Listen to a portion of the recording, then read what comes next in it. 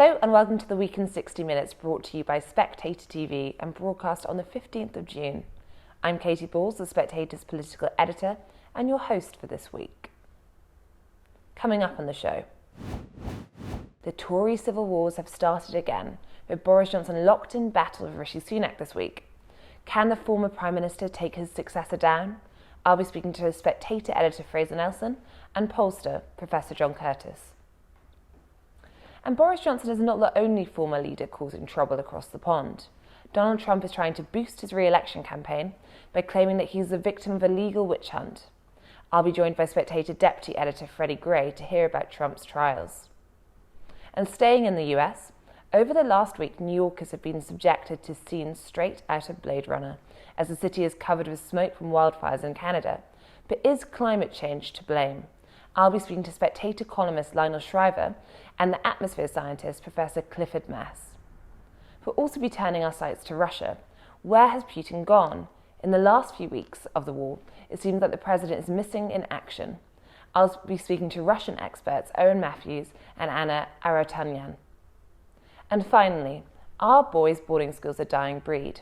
Andrew Cunningham, a former teacher at Radley College, has written for Spectator Life that there are fewer and fewer boys-only schools. He joins the show to tell me why, and we discuss if co-ed is the way forward. Before we get going, thanks to our sponsors, Canaccord Genuity Wealth Management, for supporting the show. Canaccord are experienced wealth planners and investment managers who offer unwavering support in challenging times. Visit candowealth.com for more information. And if you enjoy Spectator TV, then do subscribe to our YouTube channel. Just click the subscribe button at the bottom of the video and tap the bell icon so you never miss an episode. First up, the fragile truce between Boris Johnson and Rishi Sunak is officially over. The two men have been locked in a public battle over the issue of Boris's resignation honours list, and now we're looking at 3 by-elections down the line. I've written about Boris's revenge in this week's Spectator cover article. Joining me to discuss his fate and what for Rishi Sunak, our Spectator editor Fraser Nelson and polling guru Professor John Curtice. Fraser, John, thank you for joining Spectator TV this week. Fraser, we're back to Tory psychodrama. It's been a couple of weeks. How damaging do you think this latest episode is? Boris Johnson's decision to step down, not alone, but with 2 of his backers, therefore meaning 3 by-elections for Rishi Sunak. Well, I do think that this is quite damaging for Rishi Sunak because his whole promise to the country was that he was the bookmark. The era of Tory psychodrama, that chapter had closed and he was going to open a new chapter of stability. And this was the point where it was changed. And now, when the Conservatives as a party just look like a warring tribal mess yet again. And one of the things you say in your cover story, Katie, is it could get even worse. And of course, we all know that when Rishi Sunak became leader, he was, in his own words, put in rather than won an election. So he knew that he didn't have much of a personal mandate. He was the loser, not the winner, of the contest with the members. And so he figured he had to keep all of these various Tory factions happy. So you could see in his cabinet, this was not a Sunak cabinet. This was what he thought was a truce brokered between various warring Tory tribes. They all got their man in a certain position and that would be fine. Of course, what Boris Johnson wanted was his honours list. So all along, Rishi's been sort of waiting and waiting and waiting. And now he said, sorry, Boris, you're not going to get things that you wanted, specifically Nadine Dorries into the House of Lords. At which point Boris decides, okay, that's it, it's war. And then we see the sheer power of Tory spite. Now, looking at this, it's pretty weird. You think, what's Boris's agenda? What does he actually want to achieve? Is he trying to get, Ben Wallace in as leader or something like that? And the more you ask questions, the more you find out there is no agenda other than simply to weaken Rishi Sunak and to re-establish in the public mind the words conservative and shambles, and to make it harder for Sunak to claim that he has been able to move on. Now, I would add to this the financial backdrop of the gilt markets, really quite significant. There was a few weeks when Truss was Prime Minister where we were saying, okay, Liz Truss puts up the gilt rates, look at this, it's 4.3%. The markets are pushing up everybody's mortgages. She has to go because the markets say, Rishi Sunak, he'll be the market whisperer. As soon as he comes along, he'll tell the markets everything's going to be fine and they'll calm down. Now, that was the narrative of the end of last year. But now the inflation expectations are going up, the gilt yields are going up. All of a sudden, people think the bank rates are going to peak at 5.75%. The new mortgages, if you're trying to buy a house right now, incredibly expensive.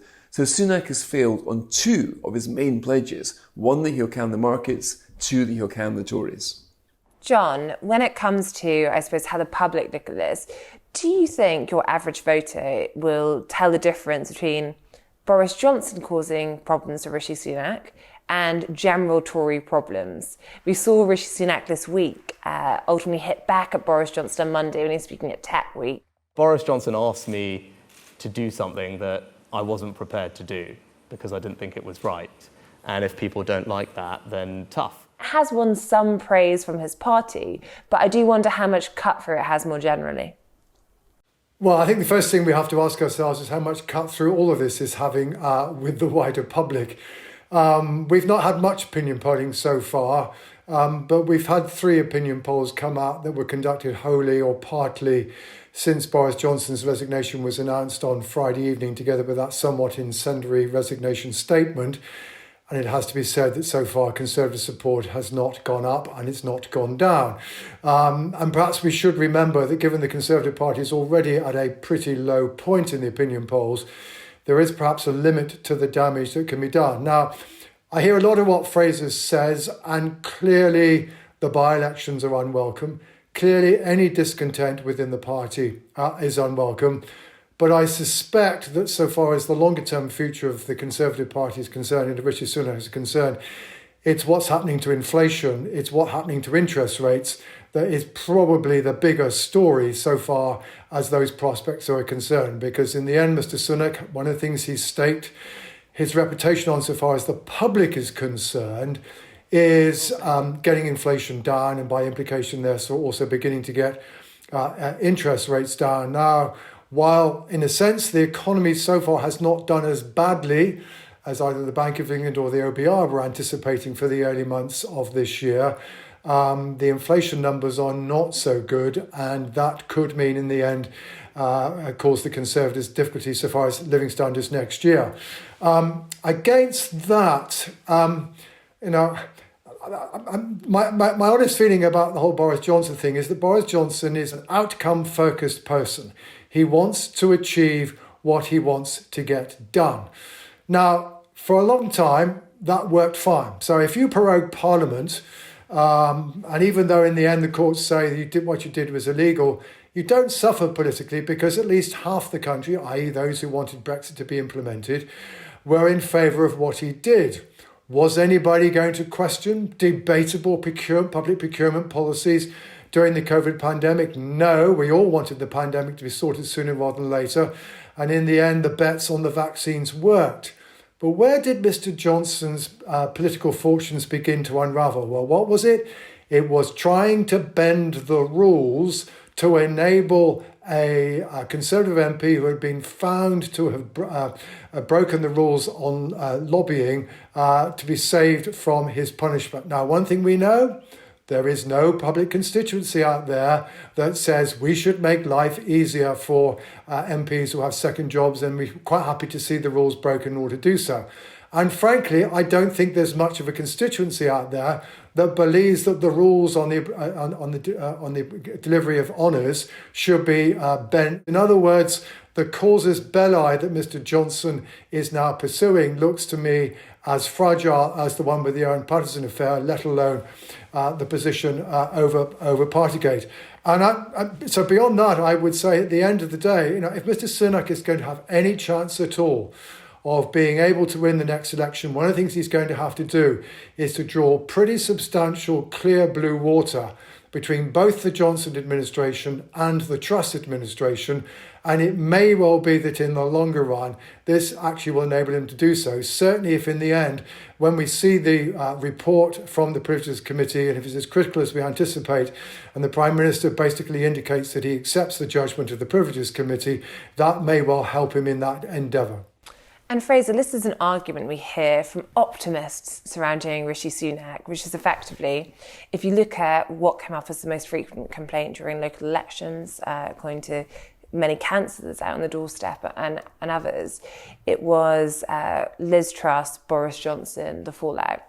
And Rishi Sunak has already differentiated himself from Liz Truss in terms of a different economic approach, even though, as you point out, the gilt yields are now back to similar levels. And secondly, he has now, perhaps through the intervention this week, distanced himself from Boris Johnson. So there is a chance this could be a moment where he manages to actually get rid of those ghosts from the past. Well, he certainly is confronting Boris Johnson directly in a way that he hasn't done before. Until this week, he's tended just to not mention his predecessor at all. And now, when he was in a speech a few days ago, he was saying, well, I wasn't going to promise something I wasn't going to be able to deliver, i.e. Nadine Dorries would get a later peerage rather than an immediate one. So he has started to, I think he thinks it's safe, and I think he's right to say, but it is safe to pick a fight with the remaining Johnsonites, because there aren't that many of them. I mean, the ones that are there have basically resigned their seats and caused him lots of by-election pain, but as a faction in the political party, they are quite small. So there still is a path to victory for Rishi Sunak, but that's a path which was always narrow and has got a lot more narrow in the last few weeks. Previously, you could see his narrative. It was, well, I came leader when we were 30 points behind Labour, now it's 15 points behind. And if we manage to get this to a 10 points deficit by the new year, then the election becomes contestable and who knows what could happen. But for that, he needed a whole bunch of things to go right. He needed the Rwanda deportation to start happening, the small boats to stop arriving. He needed inflation to half. By the way, it's still forecast to half, but it's going to be a lot tighter than he originally thought. He needed the Tories to stay united behind the belief that he might win if they behave themselves. And he needed the economy to not collapse and at least give him the ability to say that he had economic prowess and that he would stop, your mortgage rates going up. All of a sudden, a bunch of these things are looking a lot more questionable. So that narrow path has become even more narrow. Still possible, but I would say there's about a 20-25% chance of that happening now. Now, John, when we look ahead to those 3 by-elections, 2 are definite. Nadine Dorries is taking her time. She's considering her options. As I say in the cover piece, one minister asked, will Nadine Dorries just stay in the House of Commons now until she gets that peerage? Almost a threat to Rishi Sunak to play ball. But she may trigger her by-election, or at least start the process so it goes near a Tory party conference. But working on the assumption we're heading to all 3, so Uxbridge, Selby and Mid-Bedfordshire, what do you think the Tories' chances are? Do you think it is a reasonable expectation scenario that they could lose all 3? There's a risk that they could lose all 3, but there's also a possibility that they could at least hang on to one of them, perhaps not least because of the reluctance of the opposition parties to be able to come to an agreement about how to divide the cake between them. Uxbridge looks by far and away the most difficult to defend. Yes, it's true, Lord Ashcroft did do a poll recently in which he suggested that perhaps Boris Johnson himself might be able to defend the seat. But the honest truth is, this is a constituency that we would expect Labour to win if they were on course in a general election to be winning an overall majority. The swing required is 7.5%. And the current swing in the opinion polls is more of the order of 14%. In other words, he needs little more, Labour lead little more than half the current swing in the national polls. And sometimes, of course, the swing in by-elections is rather greater than in the national polls. So I think Uxbridge is by far and away the most difficult. In contrast, both Selby and Mid-Bedfordshire, they're both seats where Labour start off second, but they start off a long second way off. Selby, the swing required is 18%. In Mid-Bedfordshire, it's 19%. So here we need, if Labour are going to win the seat, a bigger swing than the current national polls are pointing to. And that so far is something that Labour have not managed to achieve in this parliament. I mean, even in a victory such as Wakefield, we didn't see anything particularly spectacular beyond the current position of the parties in the opinion polls. But that said, I mean, again, I think there's an important distinction between these 2 constituencies, Selby and Mid-Bedfordshire. Selby does have a record of Labour voting in the past. Now, you have to know your onions to spot it. But because Selby was only created as a constituency in 2010. But if we go back to the estimates that were made of what would have happened in the constituency if it had existed in 2005, they suggest that Labour would have only been 4 points behind in the constituency. And I think, therefore, by inference, Tony Blair would probably have won it in 1997 and 2001. So, not a constituency would normally expect Labour to win, but at least there is a recent history of people in the area voting Labour in not inconsiderable numbers. It's also, by the way, a relatively strong pro-Leave seat, about 58% Leave last time. That you might think is good news for the Conservatives. No, it's not. It's bad news. It's very clear from the local elections that now, and we know this also from what's going on in the opinion polls, the Conservatives are losing ground more heavily the more pro-Leave a constituency is. Mid-Bedfordshire, it's certainly not a classic blue wall seat of the kind that we say the Liberal Democrats are focusing on. Voted narrowly for Brexit. Liberal Democrats are third. However, if you again go back all the way back to 2005, this is a constituency where the Liberal Democrats were ahead of Labour in 2005. So Labour, in other words, have never done particularly well in this constituency. So you can see why the Liberal Democrats kind of fancy their chances and look as though they're determined to fight the seat hard in a way that I suspect they will not fight Selby. And the $64,000 question is, what will Labour do? Labour are certainly saying, and I'm not surprised about this, that those implicit deals that were done over Wakefield and Tiverton, for example, they're not going to be done now because, of course, Labour want now to convince people they can win a general election, they can win big, and kind of standing down for one of your fellow opposition parties doesn't look to be consistent with that message. So I wouldn't be surprised if in the end both of them fight hard. As a result, voters don't necessarily work out which of the two of them is better able to defeat the Conservatives.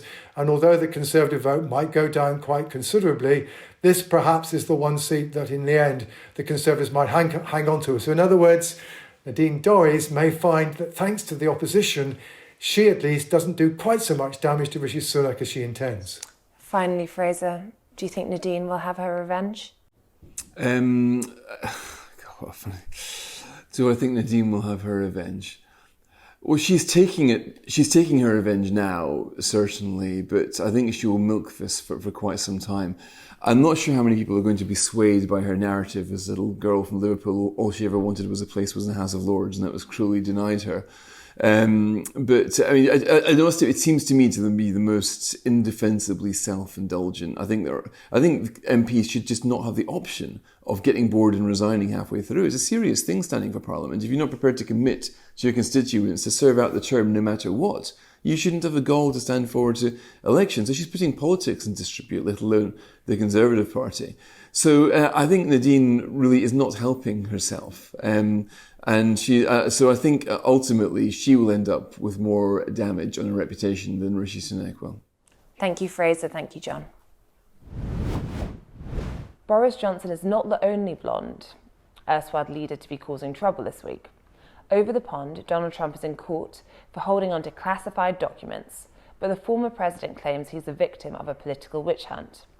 What should we make of it all? Joining me now is Spectator Deputy Editor Freddy Gray.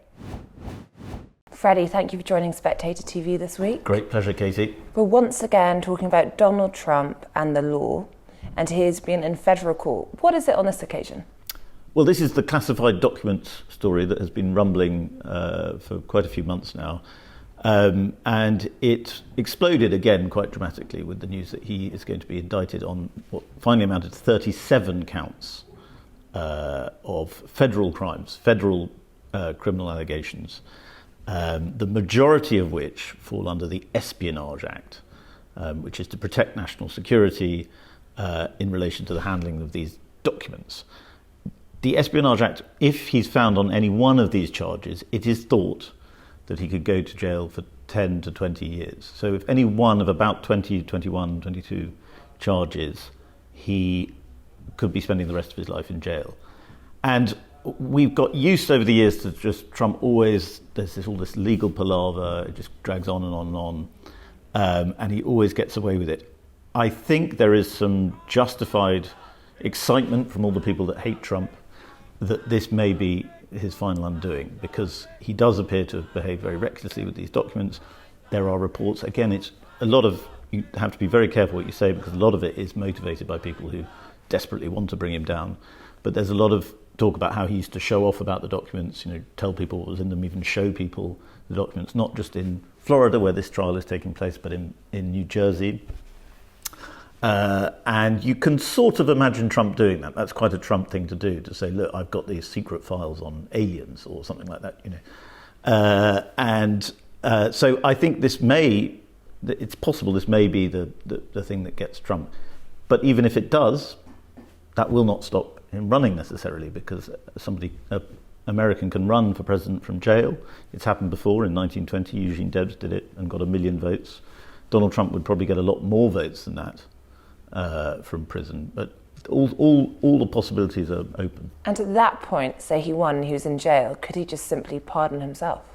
Yes, he could. He said that he won't, or suggested that he won't, but he obviously would if he was in jail and was president, yes. I mean, it's so ridiculous to think of it, but then every part of Donald Trump's political story has been ridiculous. And Freddie, in a way, you've beaten me to my next question, because you're saying he can still run. But I am reminded of probably the last time we sat here for Spectator TV, when it was yourself and Neil Ferguson. And ultimately, the argument on the Spectator cover that week, and the argument you're both making, is all these court cases help Donald Trump often. The critics think that they don't, but they give him a lot of publicity, they help him with that betrayal narrative. Do you think this one falls into that category, or is it actually, as you were saying, perhaps now more on the serious side, to the point that it isn't necessarily going to be good for him? Well, it's very hard to read, because as Neil Ferguson said, as Neil Ferguson said, the curious dynamic is that the more these legal problems put him in the public eye, the more his polling seems to tick up among Republican voters. And a lot of people, I had a piece trying to do it today, a lot of people say, yes, it motivates just his base, and it gets them all riled up, the crazy MAGA army get all riled up, but it's very off-putting to independents. I'm not sure the polls actually suggest that's the case. I think quite often independents, or sort of Trump-leaning people, go back to Donald Trump when they see he's being persecuted legally. And he is being persecuted legally. I mean, there's just no denying that. He's being tried on many different counts because he is Donald Trump. That's not to say he hasn't done many things wrong, but he would not be being hounded in this way if he wasn't Donald Trump. And it's an interesting point that Douglas Murray talks about in The Spectator this week, which is we are seeing across the world, here we're speaking on a week when Boris Johnson would have probably been pushed out of Parliament by his own MPs, but the police have been involved in Partygate, had he not decided to step down himself, talking about political assassination. Do you think we're seeing more in terms of the law ultimately affecting politicians in a way that perhaps in the past it used to be political rules? Well, funny enough, I was interviewing an Argentinian film director yesterday, and he said, you're becoming Latin America. You're all becoming Latin America, because that's what happens in Latin America is, presidents are arrested, the law is used as a political process, and it happened in Italy with Berlusconi, who's just died. He spent most of his career post-leadership facing an absurd number of legal cases. It's happening in Scotland with Nicola Sturgeon. We remain to see what happens there. It's happened to a certain extent with Boris Johnson. It's a sort of lower key, less legal thing than Donald Trump. Yeah, of course, initially police though. Initially police. There's a legal element. And it's lawfare, as our editor likes to call it. It is the use of the law or official privilege, parliamentary procedures to remove someone from power, or to make it impossible for someone to win back power. I don't think that's very democratic. I think with Boris Johnson, I think a lot of people would have been quite happy to vote him out, but that should be how it was. It shouldn't be he's put away by a court. Though of course he slightly chose himself by choosing to step down to avoid the by-election, where perhaps people in his constituency at least would have been able to have a say. Yeah, I mean, I think in all of these cases you can look at the things that person's done wrong, the things that strategically they've done wrong, the things morally they've done wrong, the things legally they've done wrong. But the bigger picture is this wider trend of legal processes being used in a political way. And going back to Trump, just to conclude the segment, what are the Democrats doing here? Is Biden leaning into it much, or just keeping on and ultimately hoping it consumes Donald Trump in a way where he doesn't have to get his hands dirty? Team Biden is very sanguine about this. And if you're a conspiracy theorist, and I sort of am, you haven't brought your tin hat in today. I'm not going to wear the tin hat, okay, just to make it look like I'm not. Okay, next time. But if Trump wins the Republican nomination, the Democrats think that's good for them because they think they can beat him. And they think, since January 6th and the storming of the Capitol in 2021, they think that independents have drifted away from Trump and he is now too politically toxic for the majority. And election results would suggest there may be some truth in that. The midterms, high-profile Trumpy candidates failed. So they're quite happy with Trump being the story because, as far as they're concerned, it puts most Americans off. The conspiracy stuff is the extent to which they are actually orchestrating this. I tend to think actually, to be honest, I tend to think cock up more than conspiracy in this because I cannot believe that the Democrats are as intelligent as to orchestrate all these different campaigns, legal campaigns at the same time. However, there is no denying that the Department of Justice, which is led by President Joe Biden, is very happy to let this story dominate the headlines. Thank you, Freddie. Great pleasure, Katie. Now, when wildfires in Canada turned the skies in New York orange and hazy, news reports almost universally blamed the extreme weather event on climate change. But Lionel Shriver argues in her column this week this is simply too lazy an excuse. She joins the show now, together with the atmosphere scientist, Professor Clifford Mass. Lionel, you were in New York when the smoke from the Canadian wildfires made it over there, but you didn't close the windows. Why was that? Well, first off, the air from outside was the same as the air inside. I mean, we had to breathe something. That's the way it works. So I didn't think keeping the windows closed made much difference. More controversially, I did go out and play 3 hours of tennis each day that the doomsters were telling us to hide in our beds. And I lived to tell the tale. So, I don't have asthma or anything, so it didn't seem that risky. And the point you make in your column, ultimately when it comes to these fires, is that there is a tendency to blame lots of these events on climate change. Why is that? Well, I've just noticed that in the last few years, especially whenever there is a weather event of any sort, it gets blamed, I would have to say quite lazily, on climate change. And in the olden days, meaning perhaps about 5 years ago, you would at least have had to haul someone onto the news to verify that who seemed to know what he or she was talking about, but not anymore.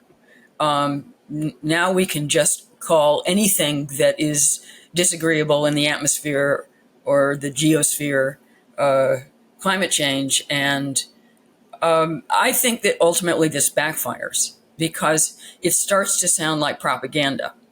That's because it is, if it's not backed by any causal science.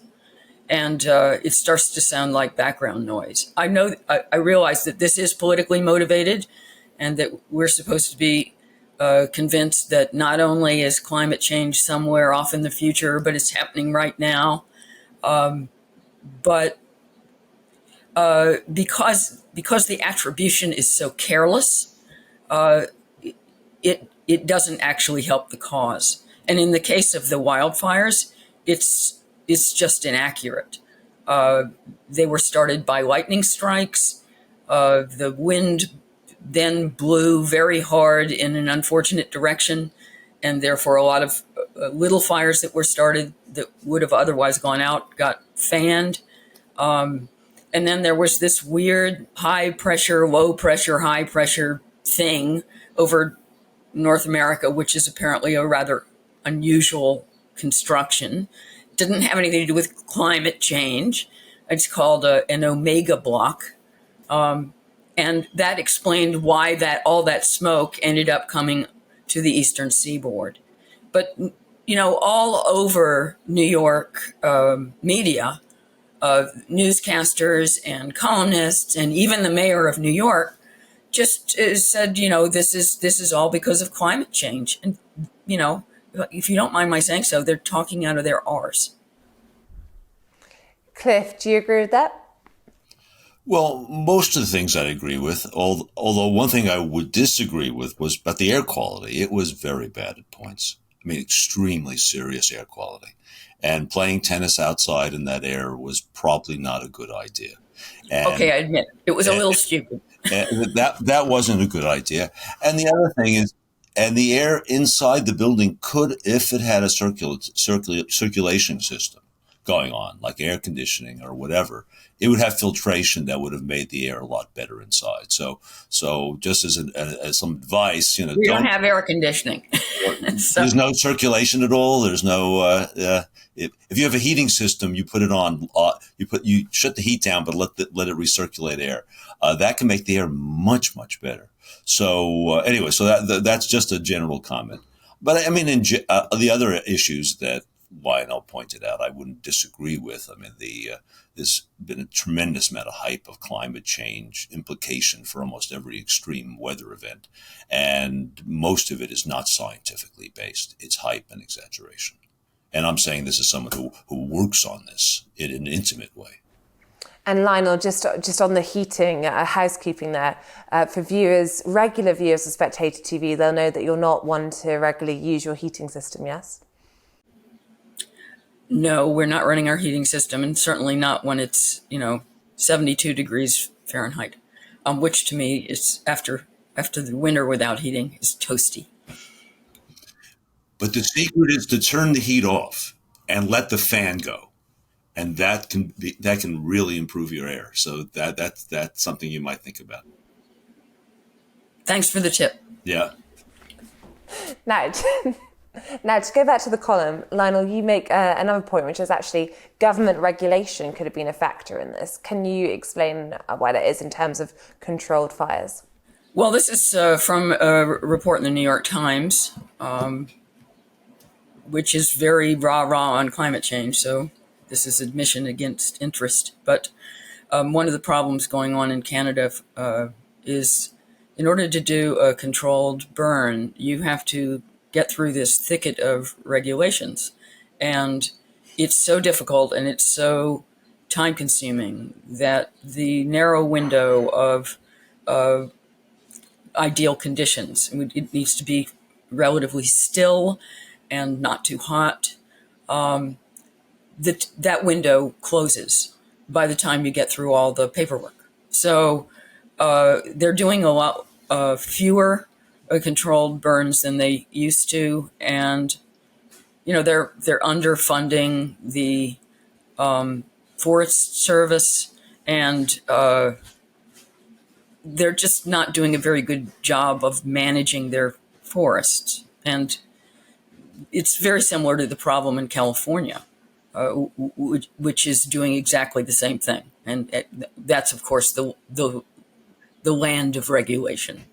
Now, Cliff, do you think there is a tendency with some of these events that come up to almost talk about it in terms of climate change, which clearly can be a factor, when some of the time at least, some of this can be government handling, government preparedness, government regulations, and it almost can distract from that type of accountability?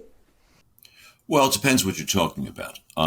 In terms of the forest issues, the wildfires, this is one in which government mismanagement on both sides of the border have profoundly undermined the situation.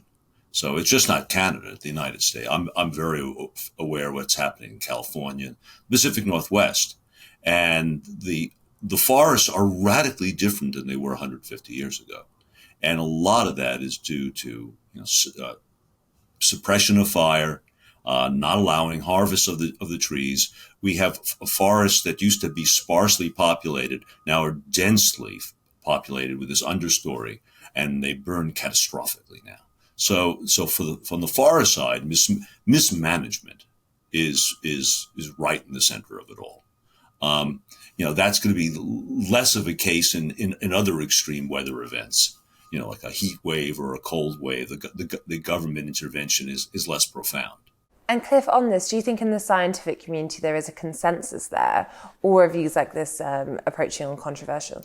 In the forest community, and I know people, and I go to all the talks, there is a consensus that we have mismanaged the forests in the Western United States and other places. So I think the forestry community, there is a consensus. Of course, if you go out of that community into the climate change community or the climate activists, there's a consensus in the opposite direction. And Lionel, just finally, do you think that there should be more transparency or clarity from world leaders when it comes to talking about the causes of some of these incidents? In the sense, for example, I'm thinking of some of the comments recently from Justin Trudeau. I would have more regard for the messaging if it were more nuanced, and it isn't. It isn't ever.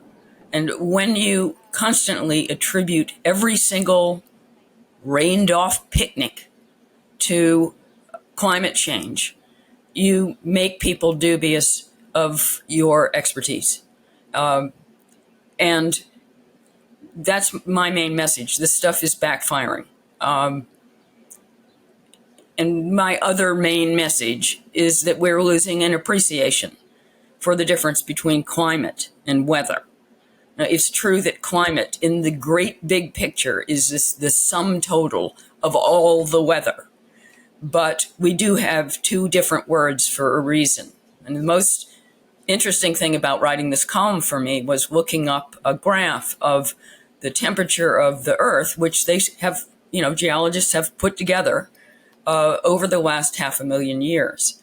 And it was fascinating. And one of the things that's fascinating is, first off, the amplitude, that is a huge variation in the average temperature, and also the regularity with which every 100,000 years the temperature swoops down and goes down to about 5 degrees Celsius. And then it goes steeply up again. And we have been on one of those steep upward trajectories for the last 22,000 years.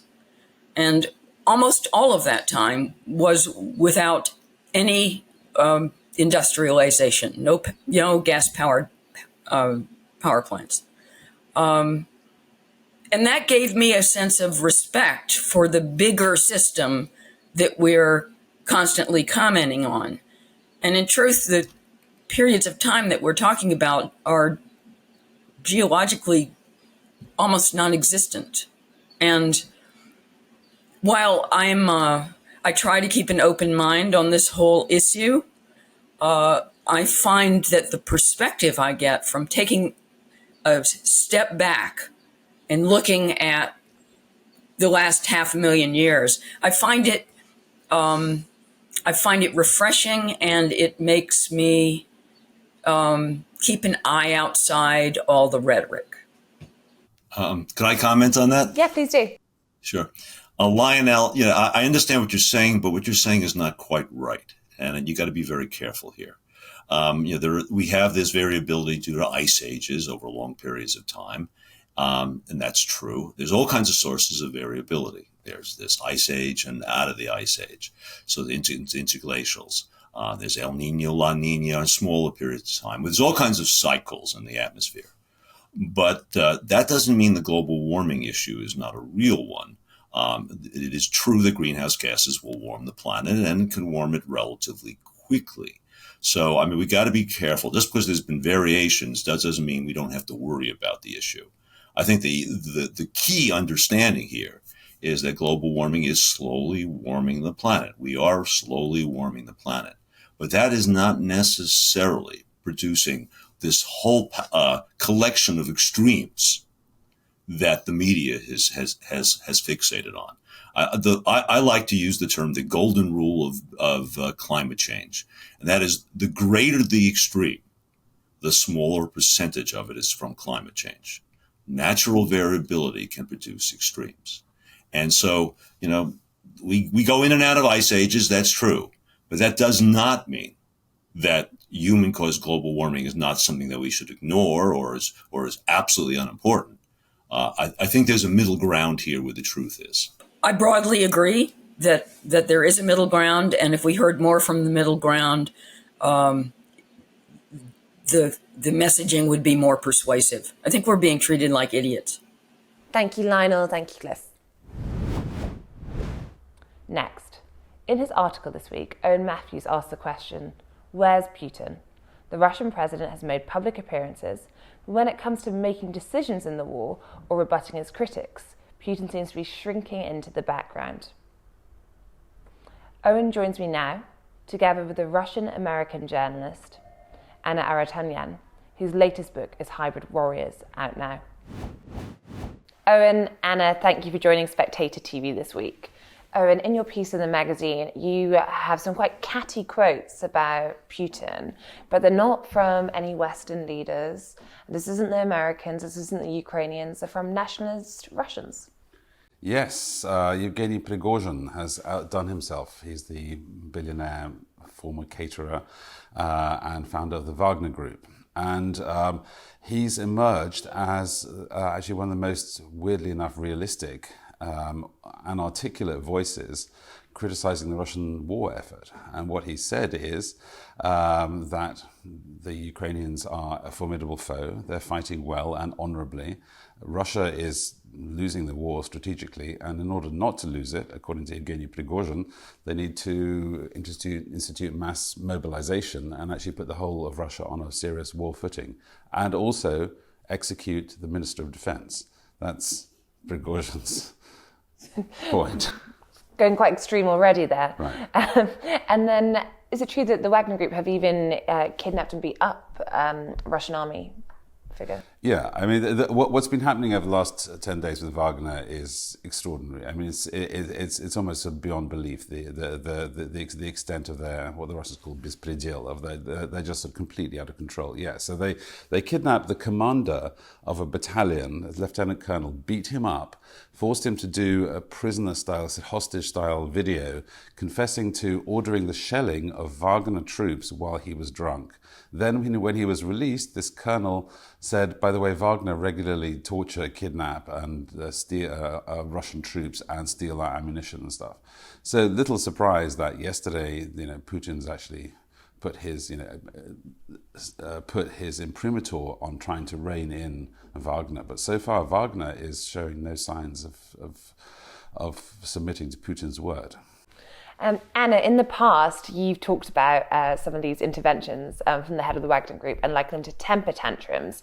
Do you think that's still the case? I think that's still the case, but I think what's increasingly interesting is, look, in Russia at the moment, there's such a deep climate of anxiety and paranoia that you cannot say things out loud. You cannot say, Putin, you've made a mistake. And you can't, to the extent that you can't even, for some people, you can't even admit this to yourself. And I think that in some ways what Prigozhin may be doing is basically, in so many words, saying, look, you have to decide, because you've clearly made a mistake. Either you mobilize and you do a real war, or you back out. And I'm not really sure, and I don't think anybody can really tell to what extent Prigozhin is actually considering maybe this wasn't the way to go at all. This invasion was a failure. And I think this is very interesting because this is, in very many ways, what Strelkov is doing. And I think this kind of goes back to a pattern of Vladimir Putin relying on people he thinks of as friends who will do his bidding, like Strelkov back in 2014, and now like Prigozhin. And then it turns out that they have their own agendas, and they actually believe in things that Putin doesn't necessarily believe in.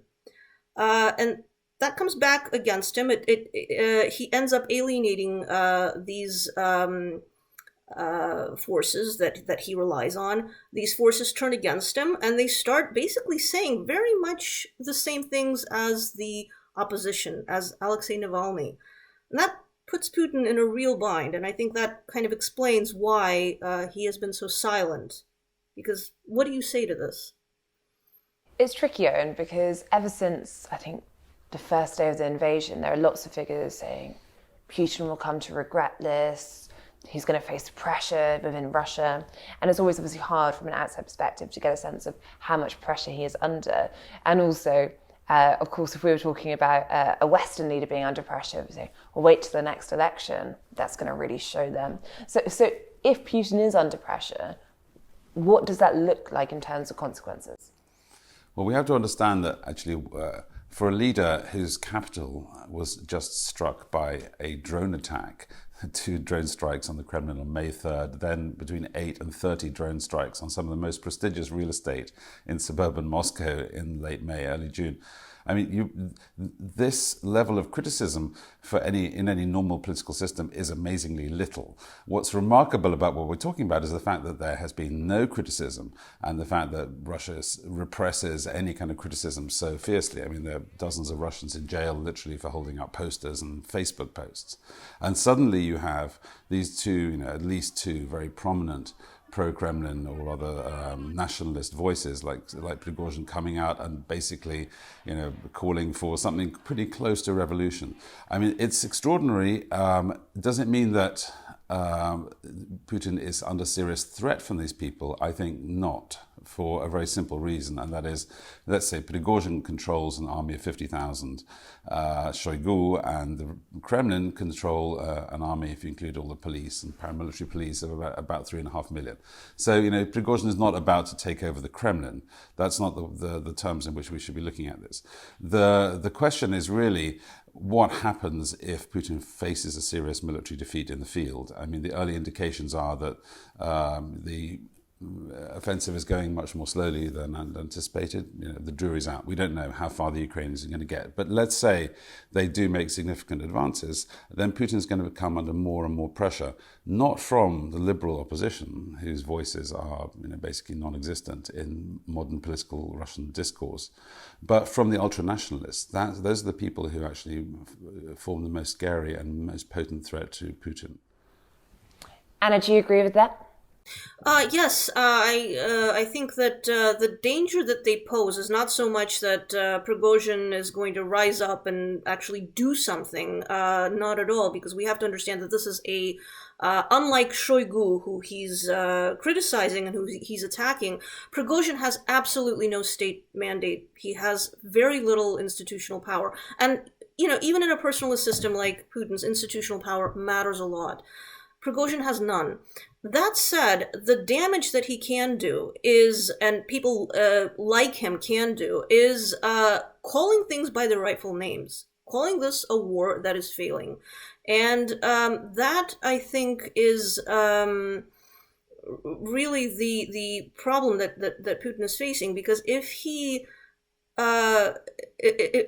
kind of calls out Prigozhin and tries to shut him down, he's only going to look like he's trying to suppress. I mean, it's going to make him look weak and stupid.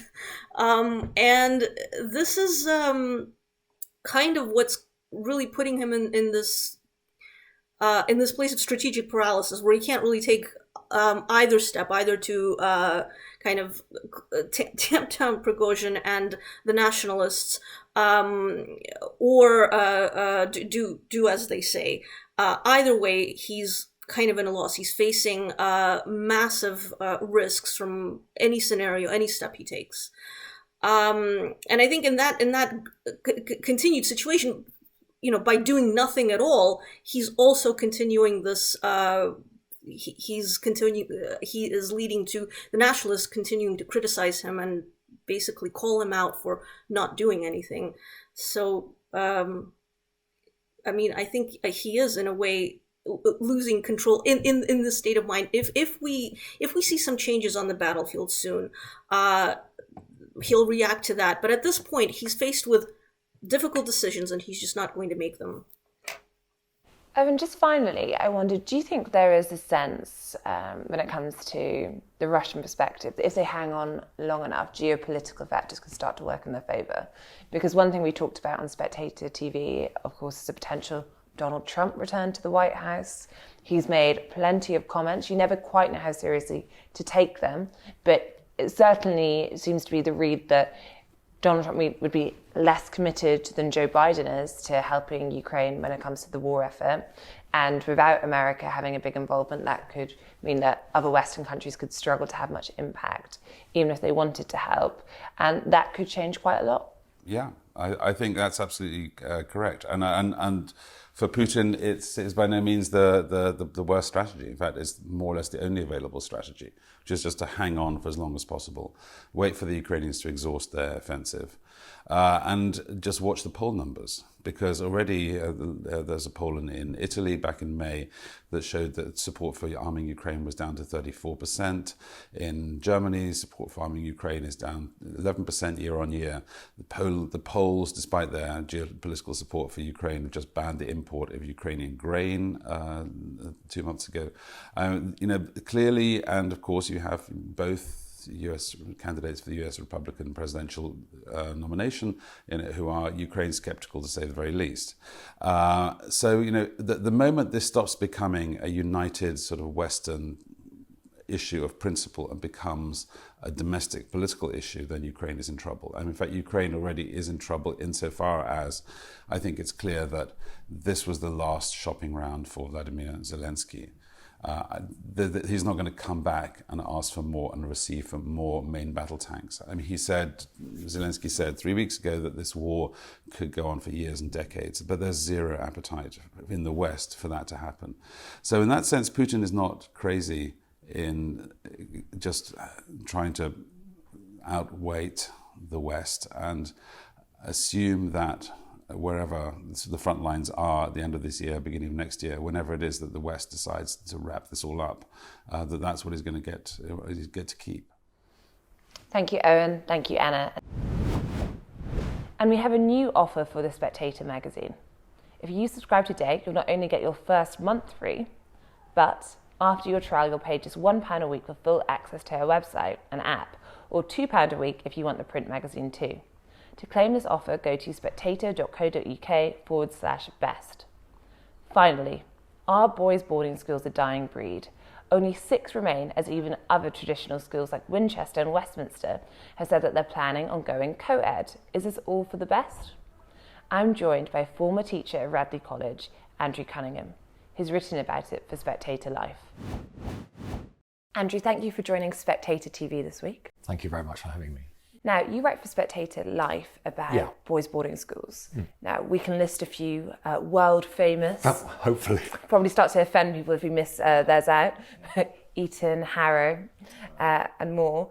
But yet you say they're actually a dying breed. Tell us more. Yeah, I've been in boarding schools for about 30 years now, and it's really been interesting how they've evolved over that time, and particularly recently. Obviously, they've struggled for numbers in the past, particularly at the start of my career in the 90s. They were a lot of these quite famous names, obviously not Eton, were going under because they were just relying on boys. And there was some might say, rather cynical move to take in girls without ever having thought it through, some of the logistics of that. But what I'm detecting now with the latest news about Charterhouse, Westminster, Winchester, all very famous names, all big schools, very historic. There's a shift now because of it becoming much less the zeitgeist, I think, to have just all boys schools. They're going co-ed for different reasons. I can't imagine they're short of numbers. What do you think is going on in terms of the motivation for that? Is it parents actually thinking we'd rather our child have an education with children from other gender? Yeah, I think that's a big part of it. Logistically, it's much easier. It seems much more natural, obviously, co-ed from a parental point of view, especially if they've got boys and girls. I think Everyone's Invited made a big impact. 2020, June 2020. And a lot of these schools, just about every school, well-known boarding school and day school indeed, like Westminster, were very much accused of the kind of sexism that, and I think that has certainly played a part, certainly in Westminster's decision. They say that on their website, they're quite open about it. We need to be a little more diverse. And I suspect that's played a part in Winchester's decision as well. I think Charterhouse were already going co-ed, but they're the kind of big three that have recently gone. So I think there's different factors motivating that. a need to just be more normal, as it were. I mean, I've worked in schools, single-sex girls, single-sex boys, co-ed, and co-ed is, it is quite normal.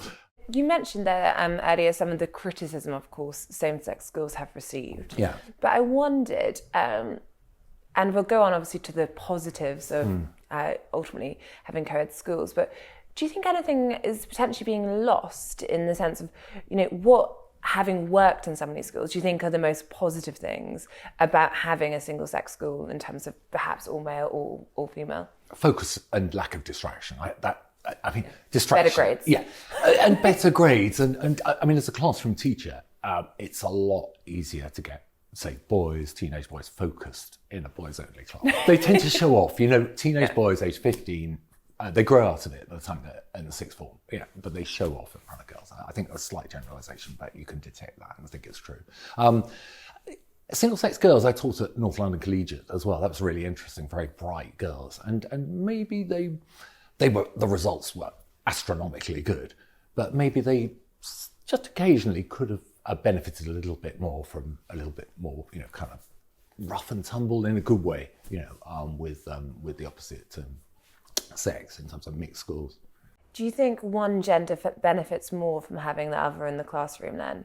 If girls are potentially, more taking their studies more seriously? Obviously, this is a sweeping generalisation. Yeah, I think at A-level, it's quite interesting, my own subject, sorry, I don't digress, but numbers are plummeting with boys because boys now are doing STEM subjects, a slight generalisation, are being pushed by a lot of factors in society and parents to do STEM subjects. So English lit, my subject, is seen as a soft skill, where it's still very popular amongst girls, and I think girls really pull along boys in that particular subject, because there's so much more independent research focused and self-starting. Clearly all male schools have been a part of almost British culture for some time. Yeah. Now, do you think we'll get to a point when they all die out, or actually would you bet good money on Eton staying as it is? Well, you never know with Eton because they like to pull tricks and surprise us all. I mean, I think some of the attributes of boys' schools, like rugby, the compulsory rugby, that is for better or for worse, perhaps dying. And obviously sport now is much more inclusive. It's not like the old sports so much. I can see that very soon, in the next 10 years, there's going to be just one or two all-boys public schools left. It'll be a question of which one. I think that's quite hard to call, because Eton, it would seem the obvious one to stay all boys, but you never quite know because they're always coming up with initiatives and doing things, sometimes for publicity, perhaps. Yeah. Are there any other countries that are leaders in all-male schools? Well, traditionally, of course, New England in America, Connecticut and Virginia have been mirroring the British boarding schools. So there's a very similar pattern. The Americans actually led the way on co-ed, I think, in what they call prep schools, preparatory schools. You've got a number of very well-known schools, Choate, Rosemary, Hall, Groton, John Hopkins, Kent College, modelled on English boarding school lines. And they all started off as single sex. But they started that trend, I think, in the 70s and 80s of going co-ed. So there's not yet a country ready to take the baton if Britain is to close down all its all-male schools? They won't close down the schools, obviously. They'll just have girls. And the numbers are booming. I mean, the going co-ed is absolutely solving the numbers problem. Thank you, Andrew, for joining Spectator TV today. Thank you for having me. That's it for this week.